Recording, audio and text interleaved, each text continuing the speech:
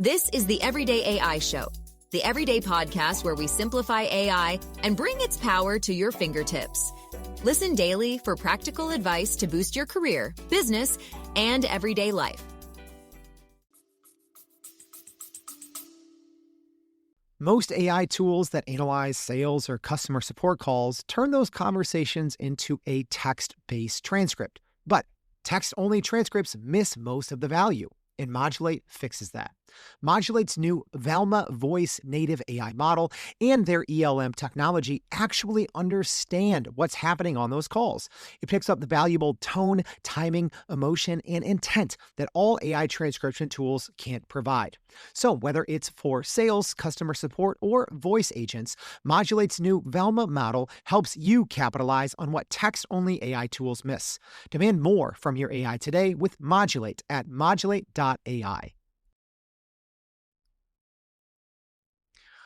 OpenAI caused some confusion this week as vague headlines led some businesses to believe that ChatGPT would cut into their profits. Anthropic may have beat Microsoft at its own game as they finally released their highly anticipated Claude Excel extension to all paid users.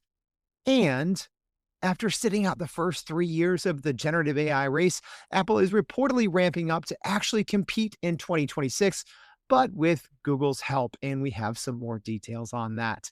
All right, if you missed anything in the AI news world this week, I get it. It's hard to keep up. You can spend hours, literally every single day, just trying to extract the important information that's going to help you grow your company and career, or you could just tune in on Mondays as we do that exact thing for you. So welcome to Everyday AI. My name is Jordan Wilson, and this thing's for you.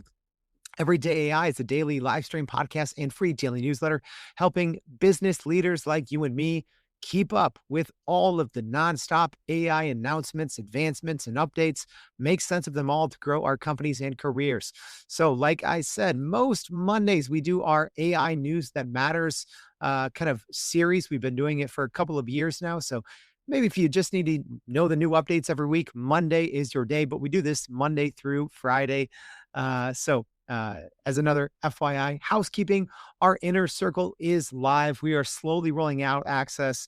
Keep an eye on your email inbox as we continue to roll out access for our free community and our updated Prime Prompt Polish prompt engineering course. All right, enough chit chat. Let's get into the AI news that matters for the week of January 2026. And first, it's a big one. OpenAI is not taking your money, even though a lot of people got a little confused, read some headlines, and started to believe this. So OpenAI is reportedly focusing on an updated revenue model, which led to some confusion and many people just kind of blowing it out of proportion. So here's what happened. OpenAI's chief financial officer, Sarah Fryer, said in a recent interview that OpenAI is considering licensing agreements that let it share downstream revenue from customer successes rather than relying solely on subscription and API fees. So the centerpiece of the idea is that if a partner uses OpenAI's technology to develop a product, for example, a new drug, OpenAI could receive royalties on sales or take an equity stake in the discovery itself. So the strategy is motivated reportedly by scale. OpenAI's demand for compute is reportedly the limited factor, not customer interests. And compute costs were reportedly more than $7 billion last year, which created pressure on the company to find higher return revenue streams. So the company already, though, most people don't know this, but the company already has similar ties that have served as pilots for value sharing. They have a 2024 partnership with Sanofi and Formation Bio to accelerate drug R&D and investments banking chai discovery. So competitors also are pursuing similar models. So yeah, a lot of people are like, wait, what's going on here? This is not new. So as an example, Google's Isomorphic Labs, they've sealed multi-billion-dollar deals with drug makers in a similar value sharing capacity in years past. So What the heck happened here? Well, it's these value sharing deals that kind of caught the headlines, and people were like, wait, so if my company uses, ChatGPT Business or ChatGPT Enterprise, and, I don't know, we develop some IP, or, we double our revenue, does that mean OpenAI is getting a piece of that? Absolutely not. So this is just a specific value sharing deals that are aimed at larger enterprise partners in high value fields such as pharmaceutical research and financial modeling. So under these deals, companies receive discounted or specialty tailored access to certain AI models. And then in exchange, OpenAI receives a percentage of the revenue generated from breakthroughs achieved using the models, such as a newly discovered drug. So the drug example is an easy one to look at, right? You can only imagine the amount of compute that might go into discovering a new drug, right? It may take billions of dollars of compute, or hundreds of millions of dollars. I'm not sure. Those numbers never really come out. So you might understand how a certain drug company might not have millions or hundreds of millions of dollars just to go after a new drug, but the huge upside if technology such as OpenAI's could help discover that. Also, we've heard reporting in the past that OpenAI has admitted that they have more powerful models essentially available at all times, but they don't necessarily have the compute to serve it to 900 million weekly active users. So I can also see this happening in those cases where there are high value sectors such as pharma, medical, finance, etc., that might get access to these models before the rest of us, because OpenAI may not be able to, well, serve it up to hundreds of millions of users. So interesting move here from OpenAI. But like I said, they're not coming for your money. So yeah, if you have, an enterprise, license with your company with ChatGPT, it's not like they're taking anything from you. People just kind of blew this one out of proportion. Our next piece of AI news: Anthropic might have beat Microsoft to the punch in bringing AI to its own product. So, Claude for Excel is now broadly available to pro subscribers, those paid subscribers on Anthropic's $20 a month plan. And the update adds file drag and drop, prevention of overwriting cells, and automatic session compression to support longer work sessions. So Anthropic has rolled out the Claude Excel add-in to all pro Claude subscribers this past week. Moving beyond the very limited beta select user testing that they had going on before. So the most tangible productivity gain is support for multiple file drag and drop directly into the Excel add-in, which simplifies bringing multiple data sets and supporting documents into a single Excel session. So yeah, it's kind of like the work that a lot of financial analysts do right now. So Claude now avoids overwriting existing cells when it edits spreadsheets, reducing accidental data loss and model-driven edits, and making collaboration with humans safer, according to Anthropic, at least. So the integration adds automatic compression of sessions context to enable longer work sessions without exhausting token limits.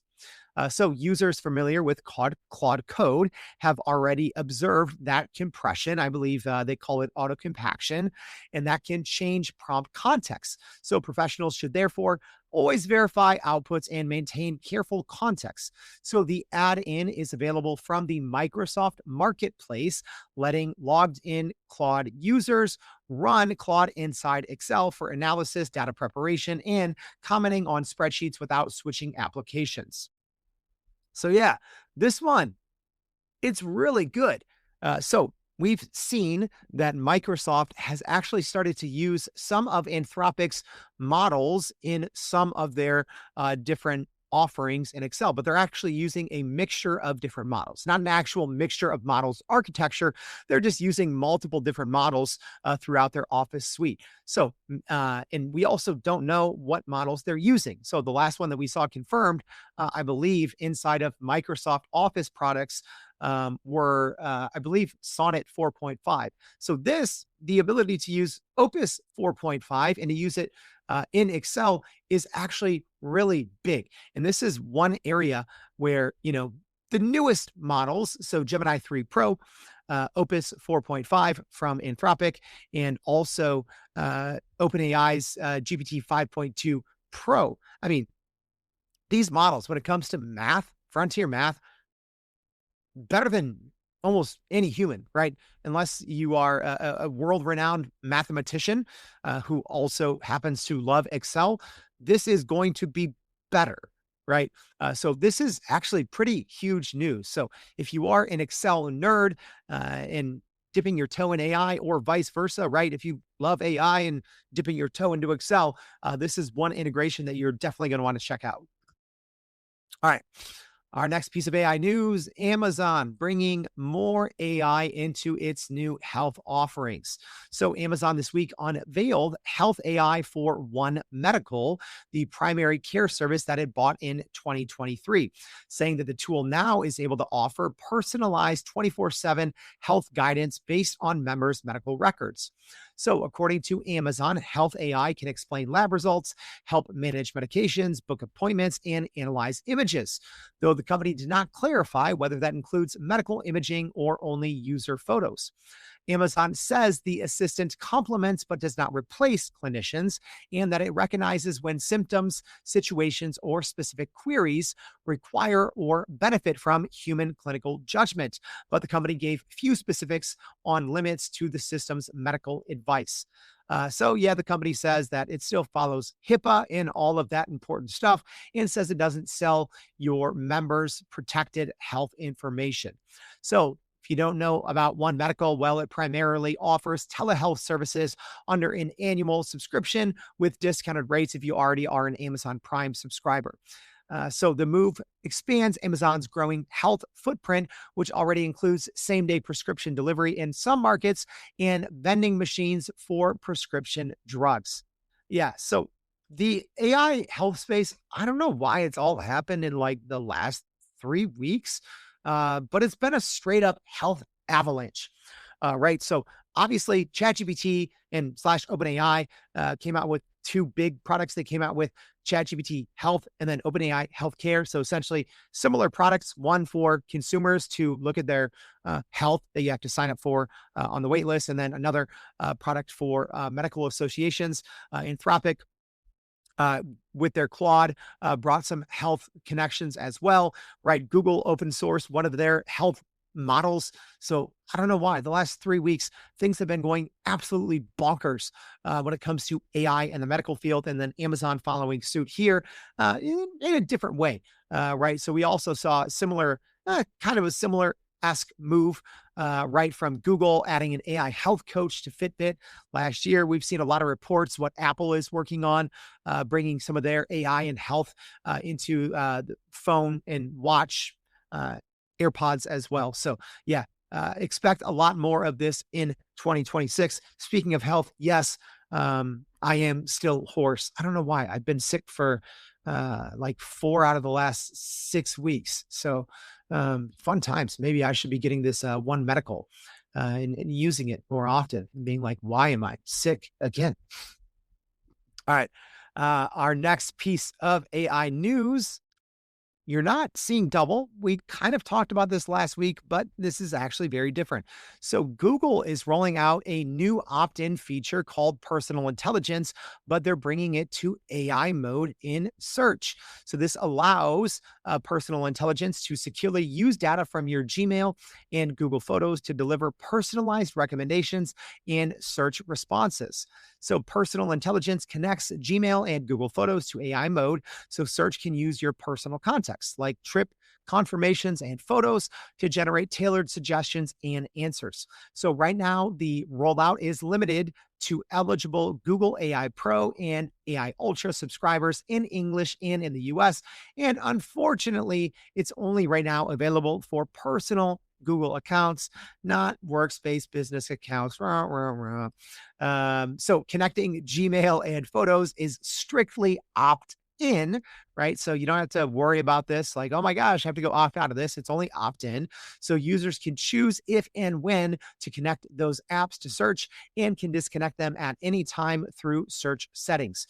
Google says the system uses the Gemini 3 model and does not directly train on your Gmail inbox or your photos library. So, example use cases that Google share include personalized trip planning that reference hotel booking and travel photos, tailored shopping suggestions that factor in past purchases and flight dates, and playful creative prompts like asking what your life's movie title would be. Uh, just notice the little article screenshot here. It's from Robbie Stein, who we're going to be having the VP of product at Google Search. We're going to be having him on the show sometime soon. So keep an eye and an ear out for that one. Robbie's great. All right, before we get going, quick water break from me and a word from our partners. Fraudsters used to need fake documents or stolen credentials to scam a business. Now they just need a few clicks to get your CEO to say anything they want. Voice deepfakes rose more than 680% last year. And most fraud detection systems only flag suspicious transactions after the money is already gone. They're not actually listening to the call where the scam is happening. Modulate is. Modulate's new Velma model analyzes live conversations for the signals that give fraudsters away, stress patterns that don't match the story they're telling, urgency that sounds performed instead of real, voices that are synthetic instead of human, all detected for your business in real time, not in a report days later. Modulate's Velma model was trained on 21 billion hours of real audio and is trusted by Fortune 500 companies. It outperforms voice models from leading AI labs, and it's 100 times more cost-effective. So go see Velma catch what your current tools miss at modulate.ai. All right. If you listen to the show, you already know a little bit of our next news story, but some new details. So you know that ChatGPT ads are coming out, but according to new reports, we know when and what they're going to look like. So, according to reports, OpenAI is already testing ads inside of ChatGPT with select advertisers and plans to charge on a pay per impression basis rather than a pay per click. And here's the big news: a broader rollout could happen as soon as February. So, we could be just weeks away from many free users and users on a new paid plan being served ads inside of ChatGPT. So the current tests are small and controlled. Advertisers are committing under $1 million each, and there is no self-serve buying tool yet, meaning only select partners can participate for now. For users seeing ads, the ads will appear at the bottom of ChatGPT responses, clearly labeled and separated from organic answers, which signal a cautious rollout intended to protect user trust. So OpenAI announced ads alongside the global rollout of ChatGPT Go, a new-ish tier that's $8 a month, and it is an ad supported tier. And confirmed ads, like I said, will also show to use free users. So it's not just the 750 million free users that may be seeing ads in a few weeks inside of ChatGPT, but also new users on that lower, cheaper, more affordable paid plan, the ChatGPT Go. But that does mean that right now, none of the other paid tiers, including ChatGPT Plus, the standard $20 a month, the $200 a month, ChatGPT Pro, enterprise, business accounts, EDU, etc., won't be seeing ads at the time. So for advertisers, choosing a price per impression model lets OpenAI guarantee revenue even when users don't click, but it does limit traditional performance measurements that advertisers rely on for direct response campaigns. So yeah, that going that route essentially makes sure that OpenAI is going to make their money, and it's a little different than normal, price per click. So we'll see how this is received. I think personally, if I have to see ads, I'd rather see ads in a chatbot than a search engine, right? Because when you think about a search engine, for the most part, you're using it, even if you use it over and over, right? You're usually putting in these little shorter keywords, right? Which if you're getting ads, I mean, it's hit or miss. It's a shot in the dark. If you're using the free version of ChatGPT, right, and if you're using it for a lot of different use cases for, personal use cases, business, etc., the ads are actually, I think, over time, going to be really, really good. Only offering it up to a certain number of advertisers at first. That doesn't mean that I think the ads are going to be bad right away. I think that just means very few people are actually going to see them just because they are working with such a limited number of advertisers to kick this thing off. But again, you guys know if you listen to the show, I'm weird. I'm weird with ads and my personal information, even my PHI. I don't care. Like I sign up for the early access for ChatGPT Health. I'll be excited once I get it. I don't care.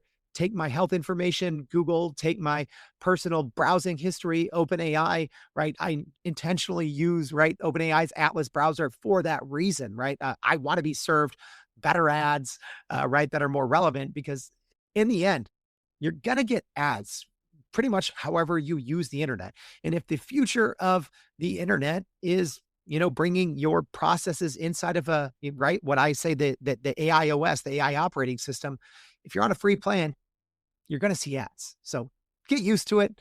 I don't think there's any point in grumbling around. And well, if you do want to grumble around, you can use a different service that is probably not as sticky, at least right now, as OpenAI, although Gemini obviously is catching up and their models are absolutely fantastic, right? But I mean, we're talking about like a tenth of the world's population is a free user of ChatGPT, which is a bonkers stat, right? So you're going to see ads. So you're either going to see ads or upgrade to a paid plan, that $20 a month plan. All right. Our next piece of AI news, two big names in the AI world are making a global push to put teachers at the center of AI in schools. So this week, two major AI players in Anthropic and OpenAI announced efforts to work with educators and governments so AI tools, training, and research are embedded into classrooms worldwide. First, Anthropic and Teach for All partnered to bring Claude and AI training to 100,000 educators across 63 countries. So this new program treats teachers as co-creators rather than passive users, combining Anthropic's product access with on-the-ground educator feedback to shape Claude's classroom features and responsible use. So the initiative runs 3 programs: an AI fluency learning series, the ongoing Claude Connect Community Hub, and Claude Lab for advanced pilots with Claude Pro and monthly Anthropic office hours. So if you apply for the program and you're approved, you do get access to Claude Pro for free. On OpenAI side, they had a pretty big announcement with their new OpenAI for countries and their Education for Country program. So OpenAI doubled down on their focus on getting ChatGPT into more classrooms as it officially unveiled its OpenAI's Education for Countries. So the new Education for Countries program will partner with governments and universities to embed AI tools, research, and training in national education systems to personalize learning, reduce administrative burden, and prepare students for an AI-driven workforce. So this is more of a global effort, right? We've seen huge announcements between OpenAI and major universities here in the US. So a little different. This is more of a global push. So right now, the initiative offers access to ChatGPT EDU, their new model GPT-5.2, study mode, and Canvas with customizable deployments, and promises tailored training and OpenAI certifications aligned with national workforce priorities. So OpenAI highlights research and evaluation as core components of this new program, citing a planned large-scale longitudinal study with the University of Tartu and Stanford that will track AI's impact on learning outcomes for 20,000 students, and pointing to studies estimating that nearly 40% of core worker skills could change by 2030. OpenAI hopes to access more than 30,000 students, educators, and researchers in the first year of the program. So I've talked about this a little bit on the show before, but there's been a pretty big push I'd say the last 6 to 9 months, to capture as much of the student mindshare as possible, right? And I think that what the big AI labs have found is, well, you can go after students and, offer, a free year of Gemini or a free year of ChatGPT, and it works to a certain extent. But if you really want to penetrate these classrooms, and if you really want to ultimately get more users in the long run, right? Because that's what this is about. I'll be the one that calls a spade, right? If you get people using your products in school, you are more likely to use them at your place of employment or push for their use, right? Especially if you are trained and educated them on the right way. So many people now, those who are still hiring students, which is way fewer than in years past, right? They want these young people to come and help train their other people on AI skills. So smart move, obviously, from Anthropic and OpenAI, going the teacher route as well, right? Because if you do want this to be sticky in colleges, universities, countries, and transition into the workforce, you have to get the teachers on board as well, and you have to educate them as well. All right. Our last piece of AI news is Apple finally going to be an AI company, or at least offer AI that works for real this time. They swear, they promise. All right. So, according to reports, Apple is really planning to release a smarter AI Siri as soon as next month, at least in a beta version. According to reports, Apple plans to demonstrate a next generation Siri, which is obviously using Google's Gemini model, in a late February presentation. So, Bloomberg's Mark Gurman reports the demo will show off capabilities from Apple's partnership with Google, which we've reported on here over the last couple of months, including a more conversational chatbot style response. So, this is kind of a two-tier thing here. There's something on the Siri side, which is using a version of Google Gemini. And then there's others, kind of other AI features that are going to be more chatbot text style, rolled out in different places in Apple's operating system as well.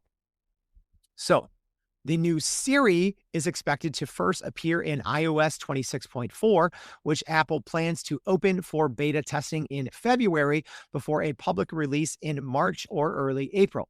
So, after the February demonstration, Apple aims for a larger public unveiling at its developer conference this summer, where the voice assistant is currently codenamed Campos.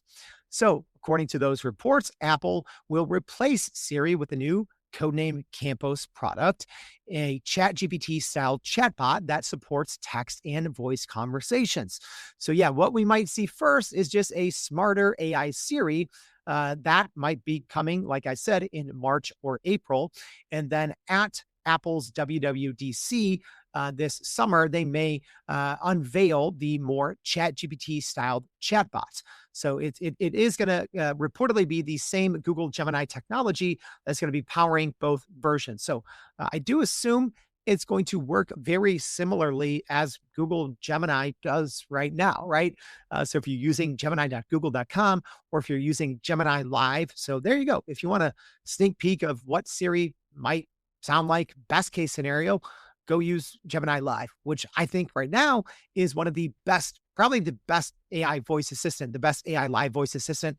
I really wish OpenAI would update their voice mode to, it still uses the GPT-4, GPT-4o model. So I wish they would bring the newer model in the fold, which is why I think Gemini Live is much better. So Apple's could immediately, right, if they're getting the most up-to-date version, could actually have a smart Siri, right? And maybe they face less lawsuits because they've been getting a lot of class action lawsuits for promising a lot of things in their Apple Intelligence Suite over the past 2 years that they just have not been able to deliver on. All right, so some more details and confirmations here from the reports.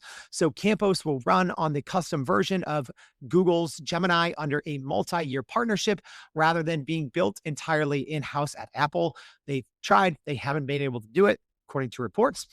So it will have deep system access to personal data in order to find files, music, calendar events, and change settings, raising convenience and privacy trade-offs. So Campos will be embedded in core apps like Mails, like Mail, Photos, Apple Music, Xcode, and others to assist with summarization and content creation.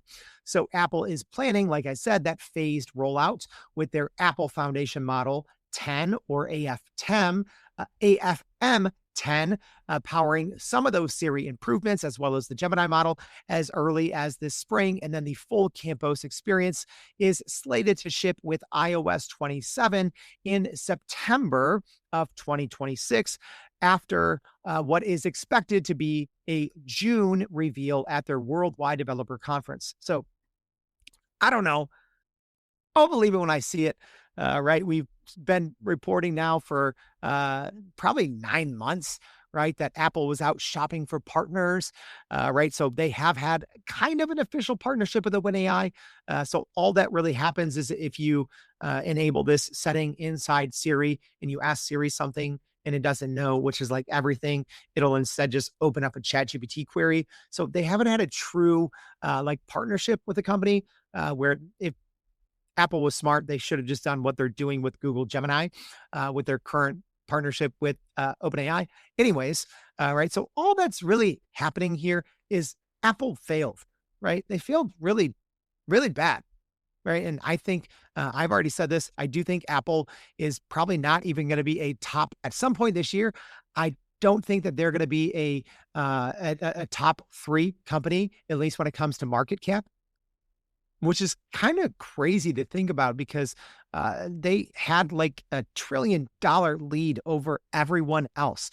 So to think that it's very likely that Apple will fall out of the top three companies in the US by market cap, kind of crazy. And I wouldn't be surprised unless this Gemini integration works well. I wouldn't be surprised if Apple falls out of the top five by 2027. Just with some other companies really surging.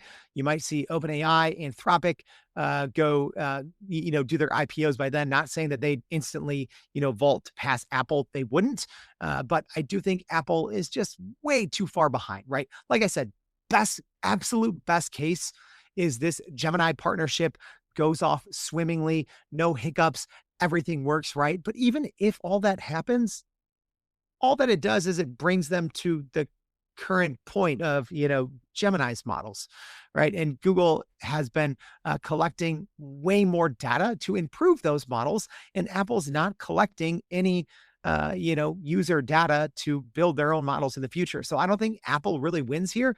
I think Google ultimately wins here with this Apple partnership. Apple just waved the big white flag and they're essentially white labeling all of Google's services. So, it's not like you're going to, get some new access to technology. Although I will say this, what I am excited for is just to actually have AI on my smartphone. So like I said, it's no new tech feats that are going to be coming with this Campos. It's just more or less what's been available. If you've had a Samsung phone for the last year, that's probably what we're going to be seeing out of Apple, just powered by Google and codenamed Campos. All right. That's not all. Those were the big stories, but each week we end with kind of our what's new and what's next. So these are kind of some smaller stories that didn't make, the top 8 or top 10 stories, some rumors, some leaks, all that stuff. So let's go over it bullet point style. Let me take a last sip from my giant water bottle. Shout out Brandon James for this water bottle. Let's get into it. Quick hits. Here we go. So OpenAI said that its first hardware device will launch in late 2026. Runway announced their Gen 4.5 image to video, adding longer stories and consistent characters. Apple is reportedly developing a small AirTag-sized wearable AI pin with cameras.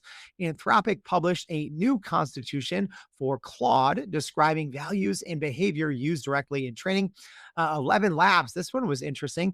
They released the 11 album, a studio-quality AI co-created tracks with Grammy collaborators. Shopify, people aren't happy about this, began charging merchants an additional 4% fee on ChatGPT checkout transactions. So yeah, checking out in ChatGPT, at least with Shopify, apparently is not going to be cheap.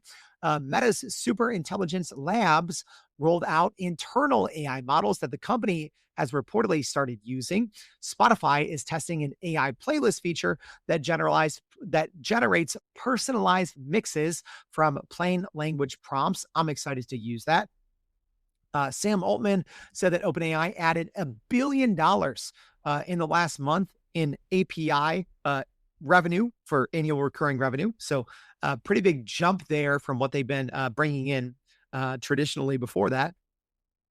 Google, I'm excited about this one.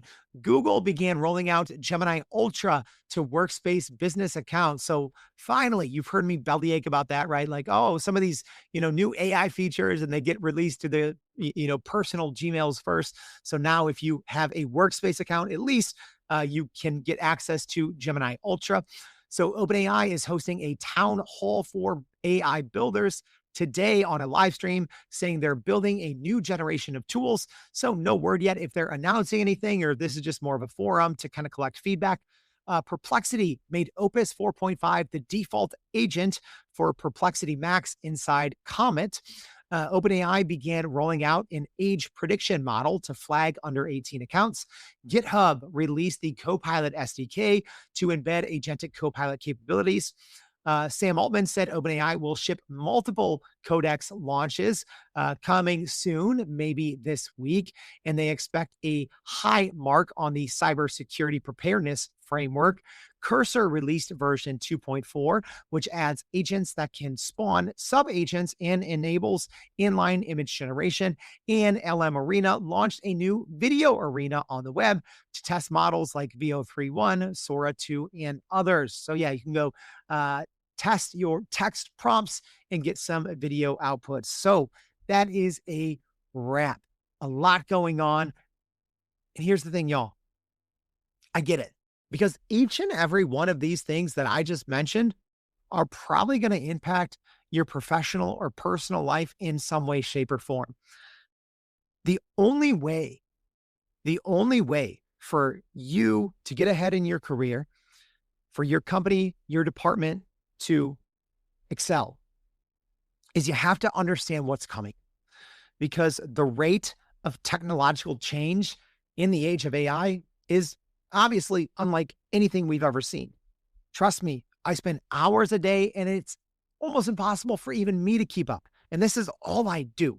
So that's why I think it's important to tune in to our Monday shows as we go over the AI news that matters.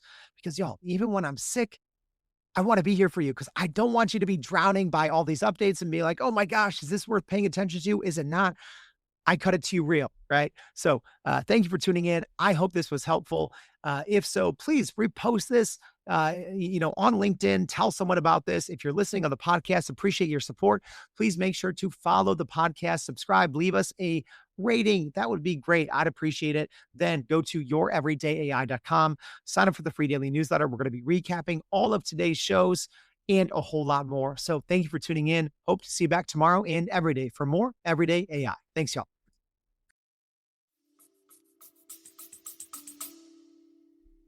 The risk with AI voice agents isn't that they sound too robotic for your company to use. The real risk is that they can sound too confident while saying something completely wrong to your prospective clients or customers. Made-up refund policies, promises your company never approved, or discounts that don't even exist. You've got to give your AI voice agents a trust layer with Modulate. Modulate monitors live voice conversations to flag abuse, false claims, fraud, and user emotions for safer, more empathetic responses. For the guardrail layer you need between your AI agents and your customers, you need Modulate at modulate.ai. And that's a wrap for today's edition of Everyday AI. Thanks for joining us. If you enjoyed this episode, please subscribe and leave us a rating. It helps keep us going. For a little more AI magic, visit youreverydayai.com and sign up to our daily newsletter so you don't get left behind. Go break some barriers, and we'll see you next time.